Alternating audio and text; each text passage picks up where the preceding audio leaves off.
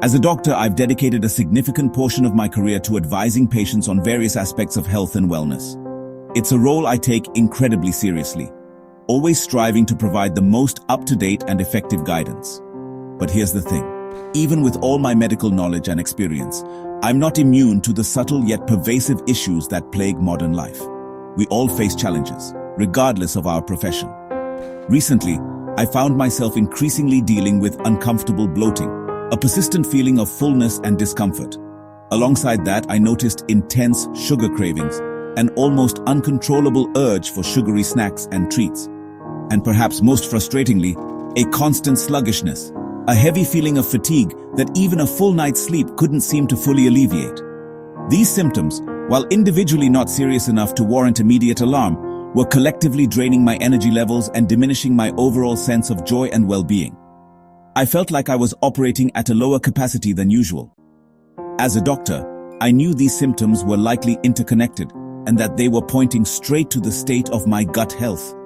My gut microbiome, that incredibly complex and vital community of trillions of microbes residing in my digestive system, was very likely out of balance, leading to these issues.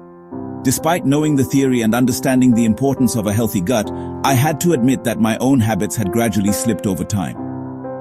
It was time to stop making excuses and start practicing what I preach to my patients every single day.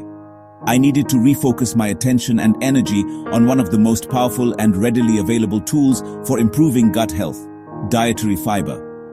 Fiber, as we know, acts as a crucial food source for our beneficial gut bacteria, helping them thrive and produce essential anti-inflammatory compounds that play a significant role in supporting our overall health and well-being. Deep down, I suspected that my daily fiber intake was inconsistent at best, a common problem for many busy professionals juggling multiple responsibilities. So I decided to set myself a personal challenge, a commitment to prioritize my gut health.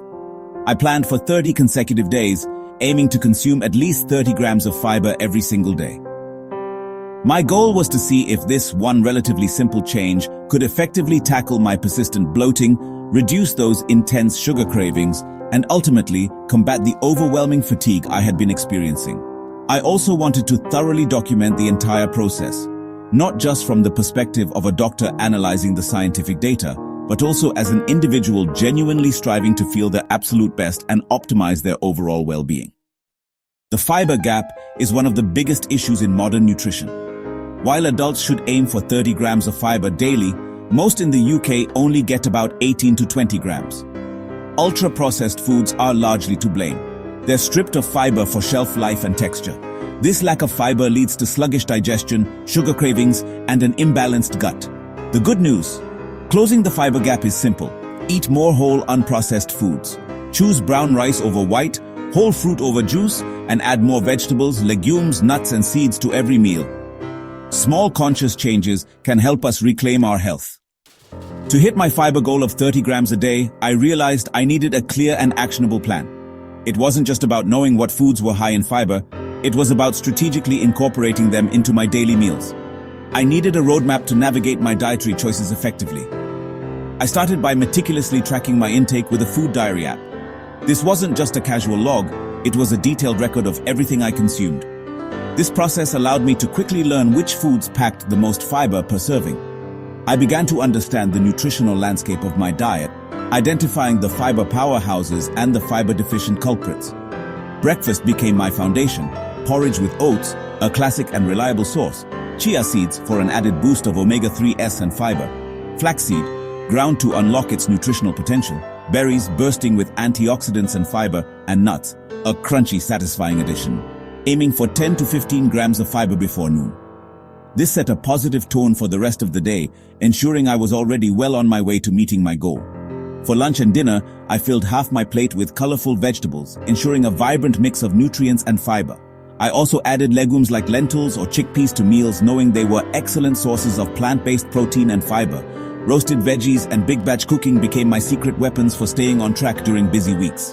This made it easy to stay on track even when time was short. Snacking was simple apples with almond butter, a satisfying combination of sweetness and healthy fats; carrots with hummus, a crunchy and creamy delight; or a handful of nuts, providing a quick and convenient source of fiber and healthy fats. Preparation was key. I made lentil soup, a hearty and fiber-rich option, or bean salads ahead of time for quick meals that didn't compromise on nutrition. This approach made 30 grams a day achievable and, surprisingly, enjoyable. It wasn't a chore, it was a delicious journey. I didn't overhaul my life. I just made smarter, more intentional choices one meal at a time. The result? I felt full, energized, and satisfied, not just physically, but mentally too, knowing I was nourishing my body well. Throughout the day, without the energy crashes that often come with processed foods. The process was easier than expected, and the benefits were immediate.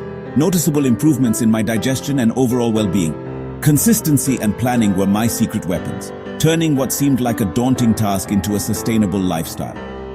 Anyone can do this with a little preparation and a willingness to experiment with fiber-rich foods. The first week was definitely an adjustment period. It was a time of getting used to new routines and a completely different way of eating. My body simply wasn't accustomed to processing so much fiber all at once. I was introducing a significant amount of plant-based foods, and let me tell you, the bloating and gas were very real. It was a bit intense, to be honest, and sometimes quite uncomfortable, but I kept reminding myself, this is normal. It's a sign that things are happening. Your gut microbes are having a party, feasting on all that new fiber and producing gas as a byproduct as they adapt to this new food source. Hydration became absolutely crucial during this phase. I made it a point to drink a full glass of water before each meal, and I kept a water bottle within reach all day long, constantly sipping. Gentle walks after dinner also helped to ease the digestive discomfort. A little movement made a big difference. But then, something amazing started to happen. By the end of that first week, I noticed my energy levels were becoming much more stable. I was experiencing no more of those afternoon energy slumps or those desperate cravings for sugary snacks to get me through. And even better, my digestion started to become more regular and healthier than it had been in ages. It was a welcome change. So the initial bloating and gas? It was a small price to pay for these early wins and positive changes I was already experiencing. The key, I realized, was patience and sticking with the plan, even when things felt a little rough. My body was clearly adjusting, adapting and changing for the better, and that was incredibly encouraging. The initial discomfort faded relatively quickly, and it was soon replaced by a growing sense of progress and well-being. I could already tell that this change, this commitment to a healthier lifestyle, was going to be worth all the effort. By week 2, the bloating was gone and my gut felt balanced. My digestion settled into a smooth, predictable rhythm. I woke up feeling lighter and more energized. Sugar cravings vanished. I could pass up sweets without a second thought. Stable blood sugar meant I felt calm and in control of my food choices. My mood and focus improved. I was more patient and resilient to daily stress. Even my skin looked clearer and brighter. The connection between gut health and overall well-being was undeniable. These changes motivated me to keep going. The benefits extended far beyond digestion. I felt like a better version of myself. Fiber comes in two main types, soluble and insoluble, and both are essential. Soluble fiber, found in oats and beans, forms a gel in your gut, slows digestion, and feeds your good bacteria. Insoluble fiber, in whole grains and veggie skins, adds bulk and keeps things moving.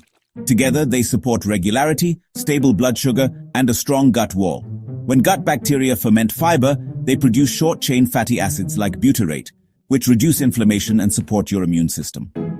This explains the energy, mood, and skin improvements I experienced. A variety of plant foods ensures you get both types of fiber. Feeding your gut well truly transforms your health from the inside out. After 30 days of 30 grams of fiber, the transformation was clear. Bloating was gone, energy was steady, and my mood and skin improved. My sugar cravings dropped from constant to almost non-existent. Digestion became regular and comfortable. I tracked my progress, energy, cravings, digestion, mood, and skin all improved dramatically. The key lessons: start slow. Add fiber gradually to avoid discomfort. Hydrate well. Water is essential for fiber to work. Be patient. Your gut needs time to adapt. Preparation makes consistency easy. This simple change had a profound impact on my health. You don't need a complicated plan, just more fiber-rich foods. The path to feeling better really can start with feeding your gut. I hope my journey inspires you to try it for yourself.